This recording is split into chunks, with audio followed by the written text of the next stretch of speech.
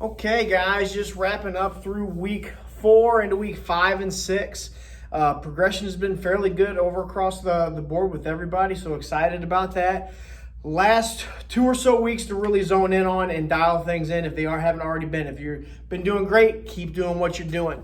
But as some of you know who started strong or maybe even did really well in the middle, because we did have a couple of those people, you can do a lot in 2 weeks. You can do a lot of damage in 2 weeks. So something to think about as we go through the last portion of this challenge.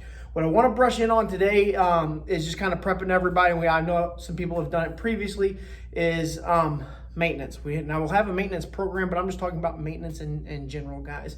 We get so mindset and so focused on lose, that we can't constantly be at a deficit in a starving mode for a prolonged amount of time, because the more you starve the body and the more we try to lose weight, the slower and slower the metabolism will get with time if we continue to do it. Short spurts are great, and that's why we do a 6-week challenge. We don't do a 25-week challenge because then it's too much on the body. So the idea is you have a really hard dialed in 6 weeks, and then we don't completely loosen up the strings, but we loosen them up a touch to where we just maintain for the next 4 weeks or so, and then you can usually drive back in. This works best on keeping your metabolism fully healthy for a prolonged amount of time. The idea is we want to have strong, functioning metabolisms through life. It's going to make things easier. It's going to allow you to sit there and have cheat weekends to where all of a sudden you don't blow up 10 pounds. You just put on a pound or two and it comes right back off the following week.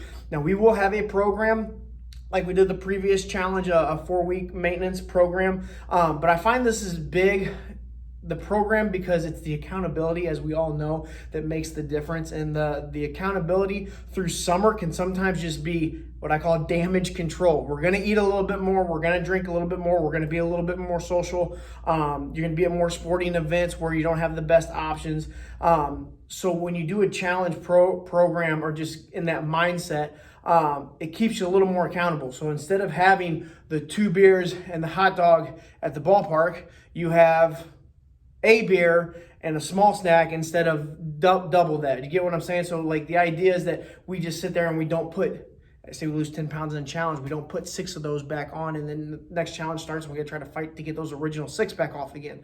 The idea is maybe we go up a pound or 2, but we maintain, and the body should always fluctuate in general anyway.